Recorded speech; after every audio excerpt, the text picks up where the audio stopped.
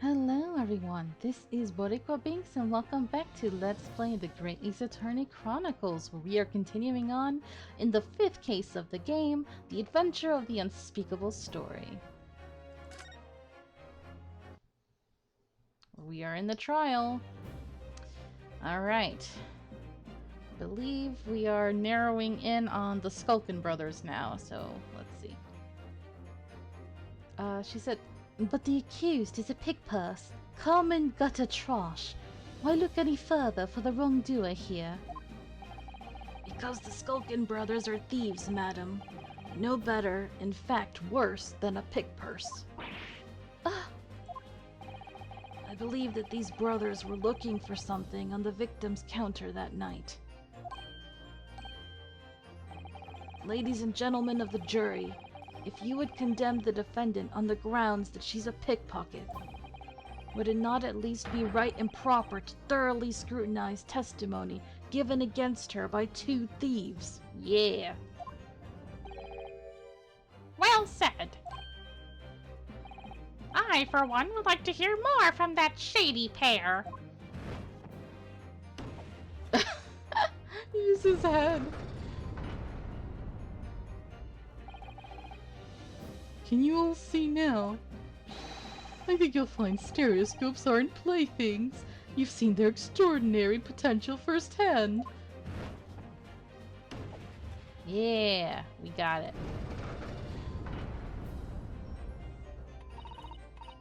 "Wholeheartedly agree. Stop. Must purchase after trial. Stop. Will return home via Regent Street. Stop." There we go. There. Well, it would seem this trial has yet to run its course. The ladies and gentlemen of the jury have declared their inclinations via the mighty scales of justice. I hereby call this summation examination to conclusion with the balance altered in the defendant's favor, as usual. 2 lean to guilty, 4 lean to not guilty. Accordingly, the jury is without consensus, and I order this trial to continue. Yay, well done. Oh, by the way, What? you should hold on to this, Runo. You never know when it might come in useful. Twice in one trial would be unusual, surely. But alright. Okay, you know that means it will come in handy. Lord von Zeeks, you will instruct the witnesses that the court demands additional testimony from them. He's pissed. Is he gonna break the chalice? I'm sure it won't spoil the bouquet to do so, my lord. Oh, he didn't break it yet. Okay. I've won myself another chance to probe that pair about their activities that night at least. And I won't stop probing them. Oh my, probing. Of all the words to use, Ryunosuke, it just had to be probing, huh? And I won't stop probing them until I've proven that Gina is innocent. Yes, we got to see every nook and cranny, as Edward likes to say.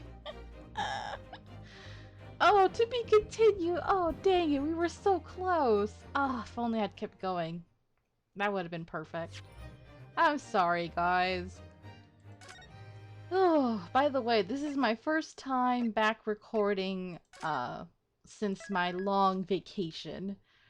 So, oh, it feels good to be back to recording, but it's also really awkward. So I'm just like, dang, I don't know, it's been a long time. It's like I took a break, recorded a little, and then I took another long break. Order, please. Let us resume proceedings. Witnesses, you will now retake the stand. Oh boy. What did I do for their voices? I think I was trying to do like, I don't know, Jersey for one, which didn't work anyway because I still had an accent. I presume you heard the defense counsel's summation examination, and that's why you're sweating. Oh, yeah, Governor. I did, Gov, I did. Mr. and Mr. Skulkin. Cool, blimey. This is going to be hard work. Earlier in this trial, you gave the following testimony about your actions after you entered Windibanks.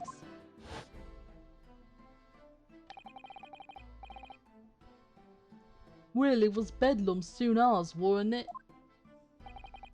It was, Nash, it was. Didn't even have time to pull me dukes out me Lucy lockets. However, that was a lie. You brothers. Cool, blimey. On the night in question, you rifled through the items on the victim's counter. We never done nothing of the sort. How'd you figure that out? Get your story straight, boys. You will now give formal testimony once again. You will tell the court precisely what happened on the night in question, and this time you will tell the truth.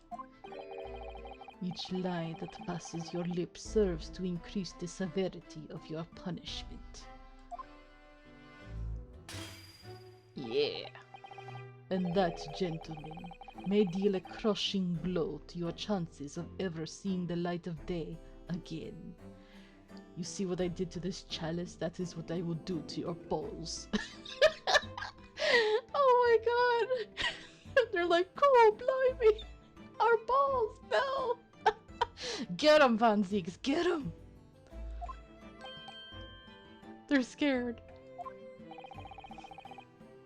A thought worth pondering, perhaps.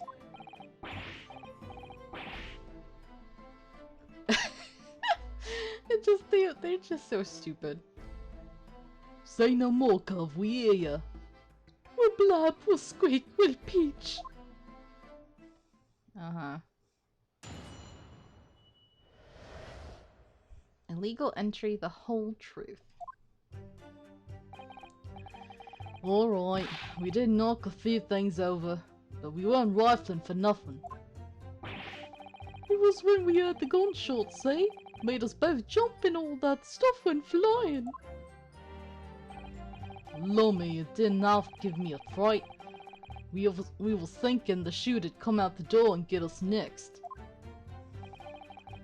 We stuck everything back where we found it and scarpered straight into him in the black. We couldn't have shot the pawnbroker, see? We never even had a chance, did we? Never even had a chance. That's probably it. So you admit to the defense's accusation. You did indeed ransack Mr. Windibank's countertop on the night in question. Not ransack, Governor, no. That's right, Nash, that's right. It's more like we tidied up, yeah. Uh-huh. Oh, Ben Zeeks looks like he's gonna flip this table. Oh, sorry. By their own admission, these brothers entered the pawnbrokery under dubious circumstances. However, they panicked and fled on hearing the gunshot, having first made good their mess. Which they're lying because they shot Sherlock. Come on, man. The way you say it, we hardly sound like roughs at all. We don't, Nash, we don't. Can't it make us sound a bit more cutthroat? It can't just be coincidence that these men showed up at Windibanks that night. There's more to their testimony than meets the eye. I'm sure of it. Alright.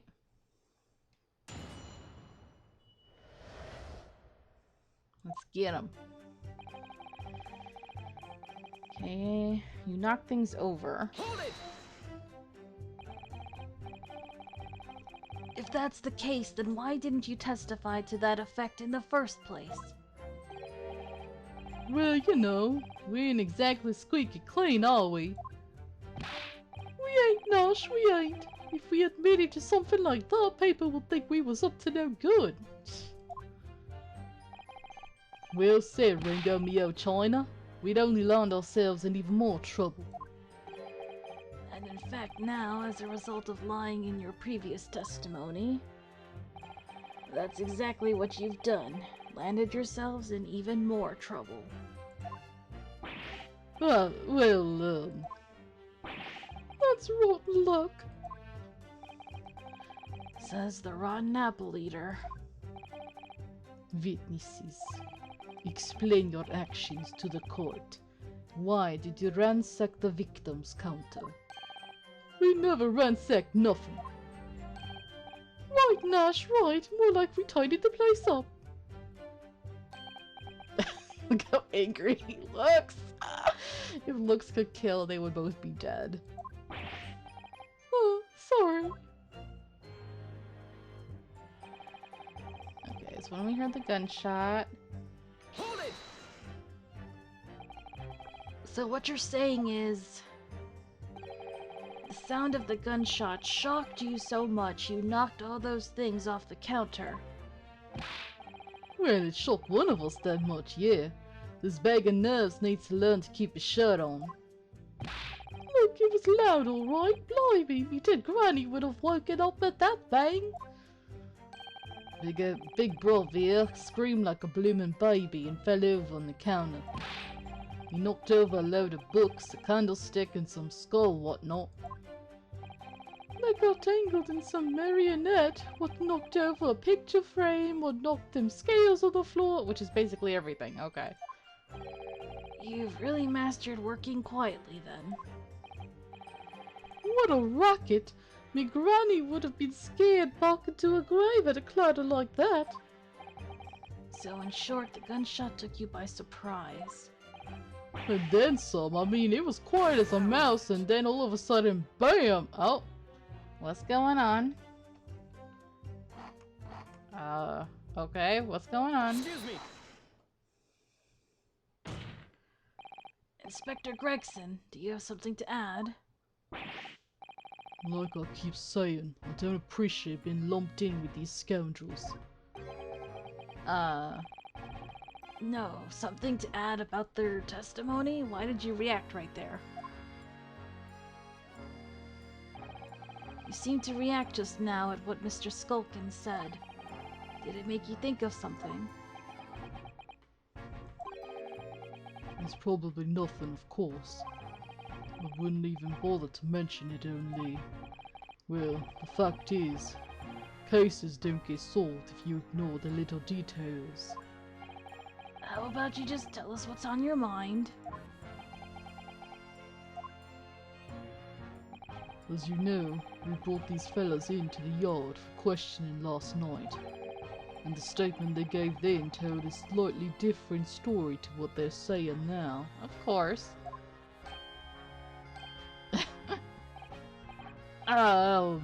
Did it? You claimed you heard the victim shout something out before the gunshot. Might have, Gov, might have. Does ring a bell now you mention it.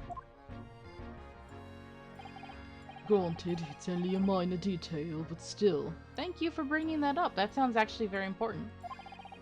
I can't help feeling like perhaps you've been a bit sloppy with your testimony here, eh, fellas?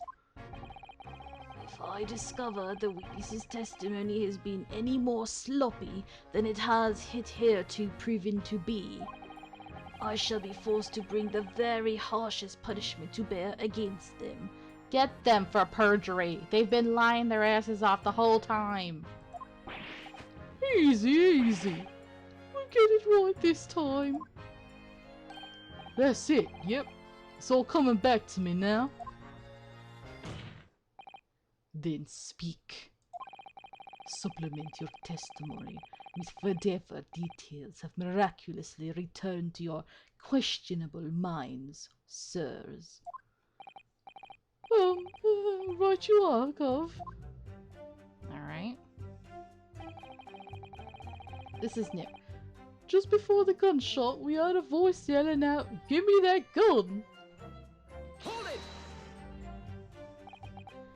So in fact, you heard the voice and the gunshot almost simultaneously? We did, Gov, we did. Although I suppose if you're being honest, we heard a kind of wavering voice before the yelling all. If you don't want to get shot, give me that gun! Bam! Kind of thing. A career in acting tragically missed. And they acted it out, but if they acted it out like that, wouldn't that be that they saw it happen? Not that they heard it, unless they're just imagining that's how it looked like. If you don't want to get shot, give me that gun? Wait. That would mean there is another gun. Somebody else had another gun. If you don't want to get shot, give me that gun. So it must be the third party, right? Whoever actually killed him. And it must have been in the storeroom. All I can think, you guys, I was wondering when we were in the storeroom, I was hoping to look at the ground more to see, like, was there, like, a hidden, like, basement or, like, a trap door? Because the fact that Windibank got shot from a downward angle makes me think someone was below and popped their head up in the storeroom and shot him. But I don't know. Because then I was thinking back to the whole shovel thing, right? There was a shovel, and that guy, Benedict, like, he's shady, and we think that he was trying to get something out of there, and he didn't find what he was looking for. I don't know. I just putting everything together in my mind, I feel like there must be, like, a secret passage or something. I could be on the right path. I could be wrong. We'll see. And where were the voices coming from? Could you tell? Of course we could. From the other side of that door behind the counter it was. From the storeroom where the victim was found dead. And the voice you heard, it was that of the victim, Mr. Winterbank. On my granny's life, of course it was. I thought your granny is dead. On his granny's life, of course it was. Isn't that your grandma too? So that would mean that you both knew Mr. Winterbank and the sound of his voice. Eh? So that would mean what? What, Nash? What? Any ideas? Yes, Counsel, indeed it would.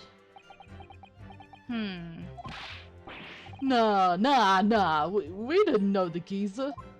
How am I supposed to deny it when that bloke in all the fancy club has given us the evil eye?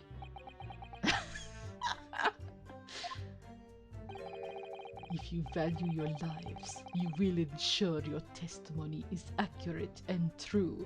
Because instead of your balls, I will crush your skulls. Oh, on me granny's life it is. My dead granny. On his granny's life it must be. It's a good job his granny's dead. See? To summarize then, immediately after hearing the voice of the victim, you then heard the gunshot, causing you to stumble and upset the items on the counter, scattering them over the shop floor. You make it sound like we're clumsy. Don't forget we tied it up after, like good little boys. Anyway, the way I see it. The bloke who owned the shop was holding a gun, so he should have just fired instead of yelling at the girl. Wait, is this new? See, that means you saw it, not just heard it. Hold it! You're saying that Mr. Winterbank had a gun in his hands? Oh yeah, bet that was a sight, eh? The two of them waving them guns at each other. Must have got pretty heated. I mean, just before he shouted out, we heard the geezer say, "If you don't want to get shot." Didn't really sound like he meant it, mind. More of an empty threat, you could say. Mr. Win. Oh, whoa. Wrong person. Mr. Winterbank was known to keep a revolver on his shop counter at all times. Why aren't you picking up on the fact that he said that? That means there's 2 guns. People say that to protect the articles in his keeping, he'd readily put a bullet in someone's head if required. That someone being himself, of course. Yeah, he always did that, which is weird. Good grief, extraordinary devotion indeed, if alarmingly misguided. Well, he certainly sounded like he was ready to pull the trigger the other night. Only the person he was gonna shoot beat him to it. Cooked his goose proper. Bet he wished he'd squeezed the trigger instead of wasting time shouting, "Give me that gun!" And it was directly after those words that you heard the gunshot? It was more or less at the same time, Gov. Give me that gun! Bam! Kinda thing. Yes, a career in acting, very tragically missed.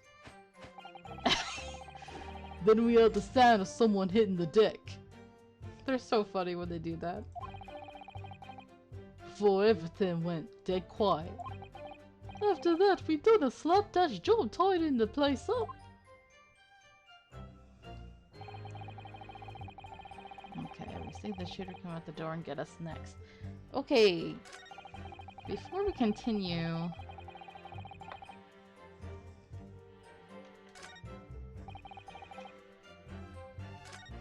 Would it be... Should I present here? Cause... Where's the other gun come from? Where's other gun? I'm confused. We're all like acting like they didn't just say what I think they just said.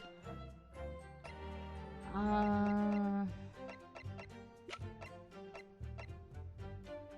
belonging. Silence girl.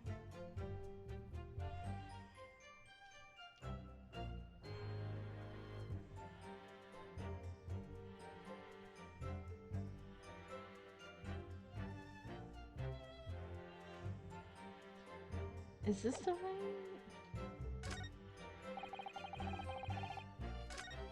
I feel like it must be this one. So he was holding the gun, but does it say only gun we found? It doesn't say. I don't know. Can I use this? Or is there something better?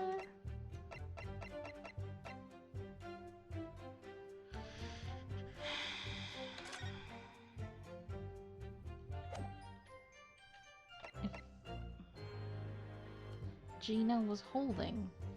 Objection! No? Dang it. This reveals a damning inconsistency, that last statement. That should have worked, man. Damning, you say? As I look at you, Counsel, I see your trembling hand, your pallid expression, and your perspiring brow. Huh?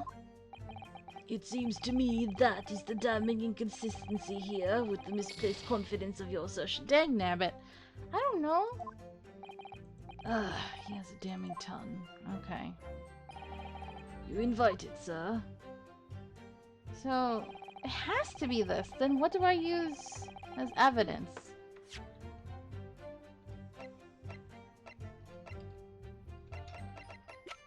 Oh no.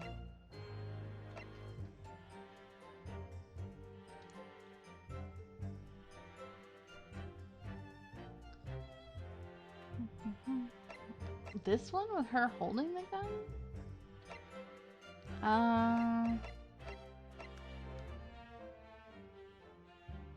Single bullet wound? I don't know. Let me... Sometimes they give a hint at the end. Hold on. I know I could press more.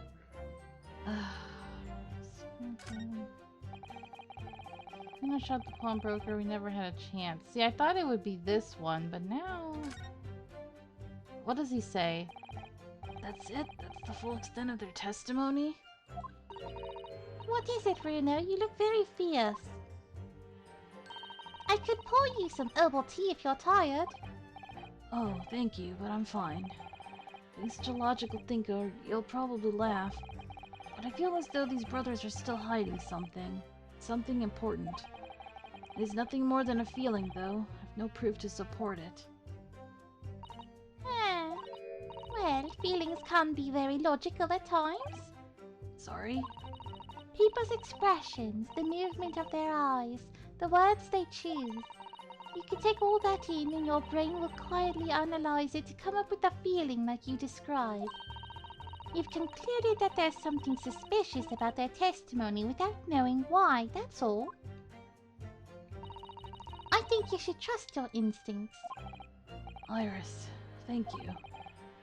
Sometimes I think if she's 10 years old, I must be 5. That wasn't that helpful, though. Something about their expressions. Let me just do a little more pressing, then. Hold it! I feel like I was on the right track, but I guess the evidence... I don't know. So you didn't try to open the storeroom then? Not on your life. He went deathly quiet after that, it did. Put the wind right off me. But anyway, the door was locked, weren't it? No way that was opening. Yes, of course. It was locked from the inside, or so we've been led to believe.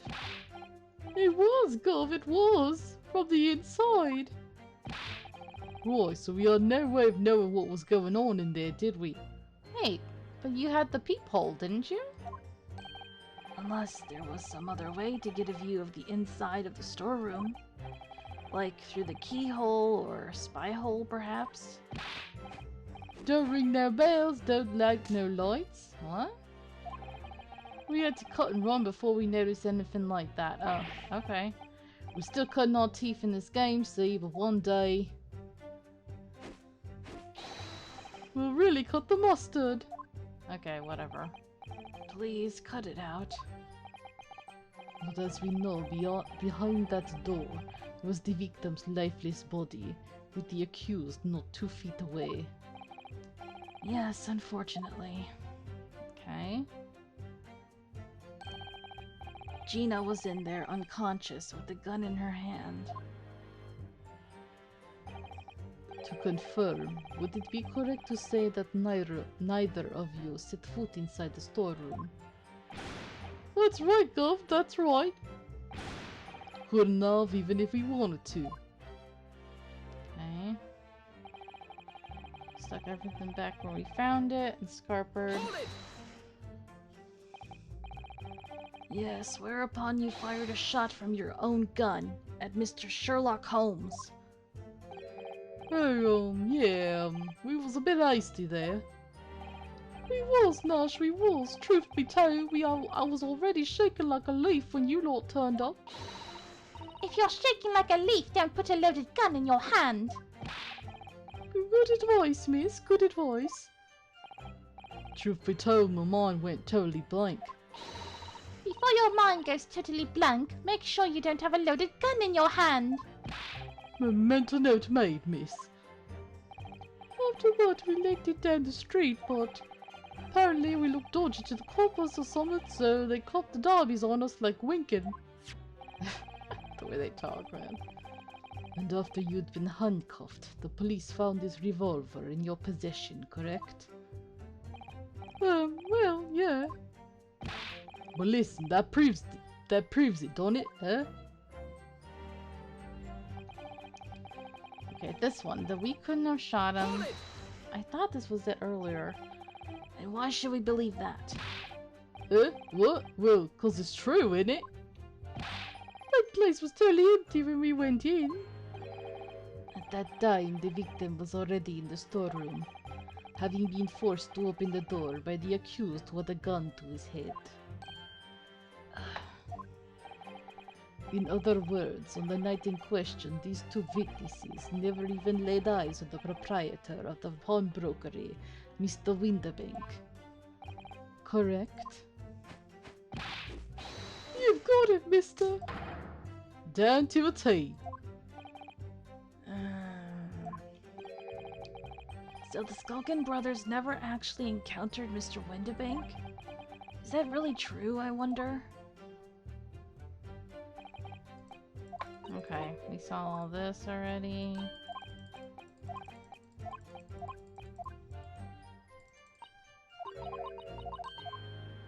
Come on. I don't know. It has to be this one. See, he said he didn't see anything, but he says this. But what do I present?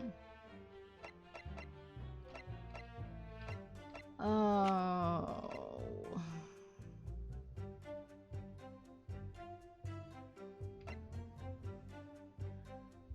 If it's not the gun, it can't be that, 'cause that was before.